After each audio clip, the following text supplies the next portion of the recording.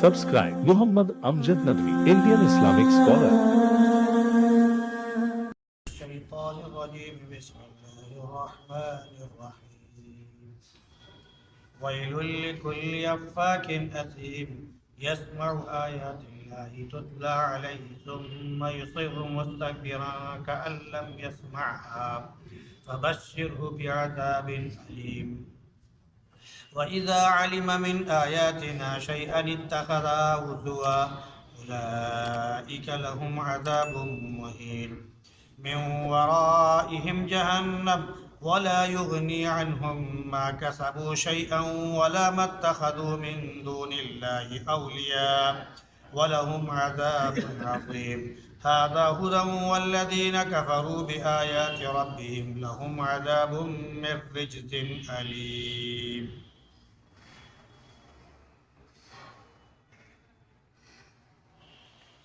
وَيْلٌ لِكُلِّ أَفَّاكٍ أَثِيمٍ، خرابی ہے ہر جھوٹے سخت گنہگار کے لیے جو اللہ کی آیتیں سنتا ہے جو اس کے سامنے پڑھی جاتی ہیں، پھر وہ تکبر میں اپنے کفر پر جمع رہتا ہے اس طرح جیسے اس نے سنا ہی نہیں، چنانچہ اسے دردناک عذاب کی خوشخبری سنا دیجیے۔ اور جب وہ ہماری آیتیں جان جاتا ہے یا آیتوں میں سے کچھ جان لیتا ہے تو اس کا وہ مذاق اور ٹھٹھا اڑاتا ہے، تو وہ لوگ ہیں جن کے لیے ذلت آمیز عذاب ہے، ان کے پیچھے جہنم ہے، اور جو کچھ بھی انہوں نے کیا ہے نہ وہ ان کو بچائے گا اور نہ ہی وہ جن کو اللہ کو چھوڑ کر رفیق بنا لیا ہے ان کے لیے بڑا عذاب ہے۔ یہ ہدایت کی کتاب ہے، اور جنہوں نے اپنے رب کی آیتوں کا انکار کیا ان کے لیے بلا کا دردناک عذاب ہے۔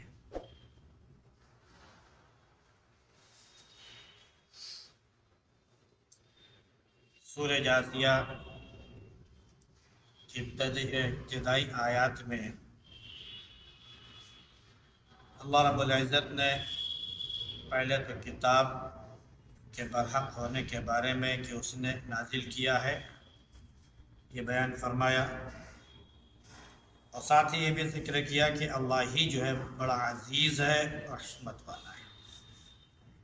پھر اپنے قدرت کے کچھ نمونے اس نے دکھائے اور بتایا کہ آسمانوں میں اور زمین میں نشانیاں موجود ہیں ان لوگوں کے لیے جو ماننے والے ہیں، اور انسان کی خود اپنی تخلیق میں، اور جو اللہ رب العزت نے دنیا میں تمام مخلوقات پھیلا رکھی ہیں ان میں نشانی ان لوگوں کے لیے جو یقین رکھتے ہیں،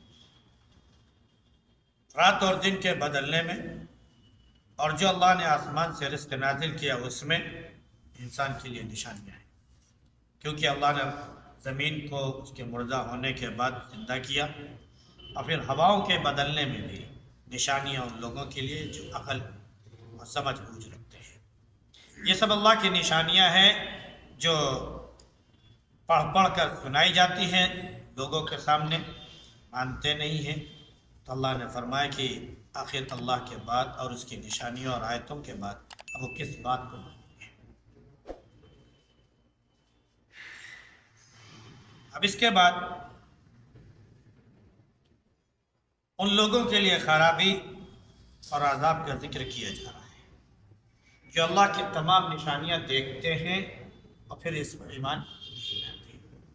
کل بڑی تفصیل سے نشانیوں کا ذکر کیا گیا کہ آسمان میں اللہ رب العزت نے کیسی نشانیاں رکھی ہیں کہ انسان صرف غور کرے خلاؤں میں، آسمانوں میں جا کر، ستاروں میں اور دیگر تمام سیاروں میں، تو اسے کھلی ہوئی اللہ کی نشانیاں نظر آتی ہیں۔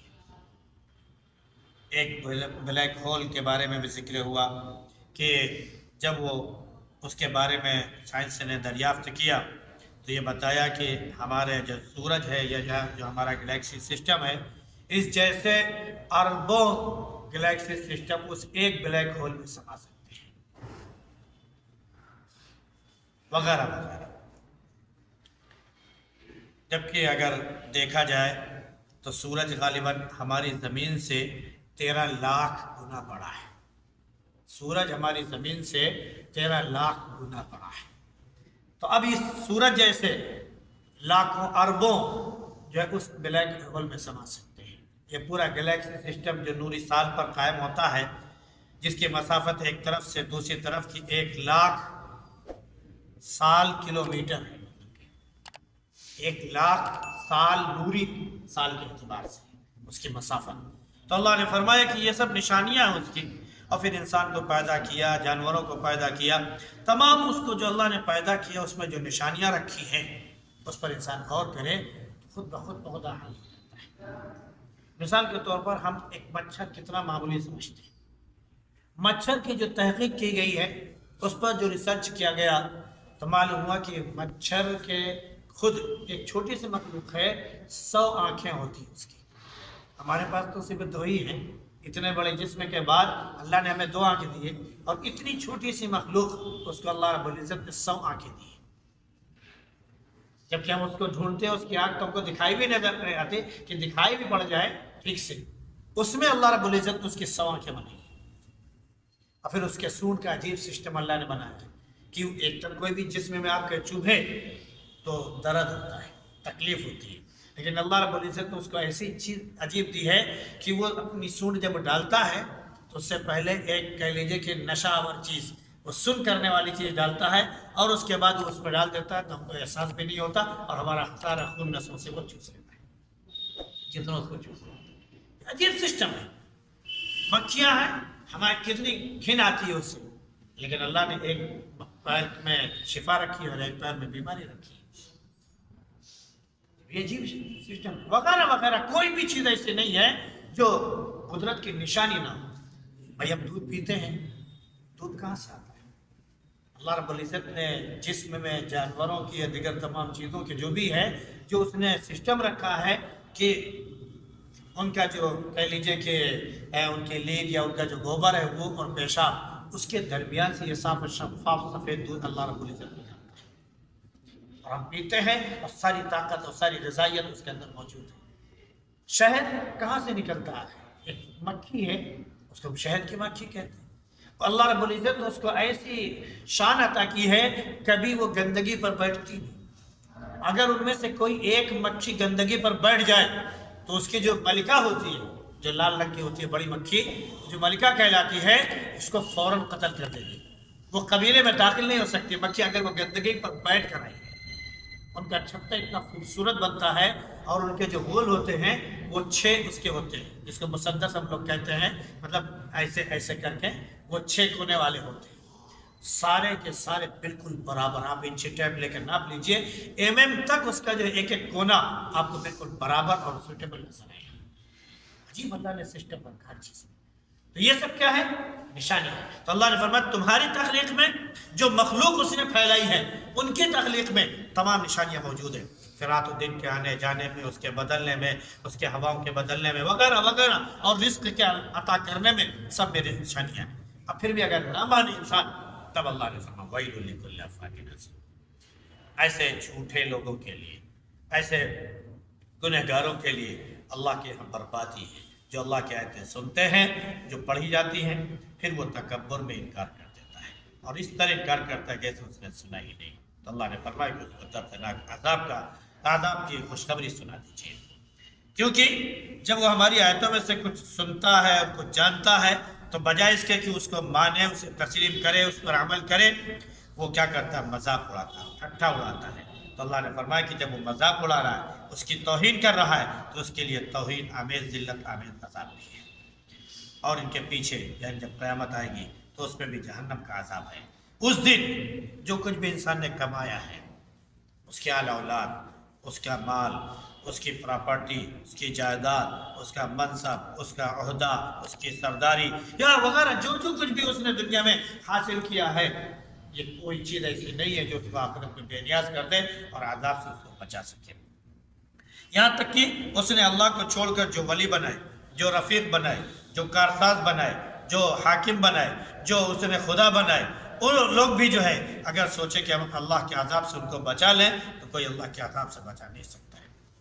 اب اس کے لیے جس نے انکار کیا ہے، اللہ نے فرمایا بڑا عذاب ہے۔ فرمایا کہ یہ کتاب جو ہے ہدایت ہے، سراپا ہدایت ہے۔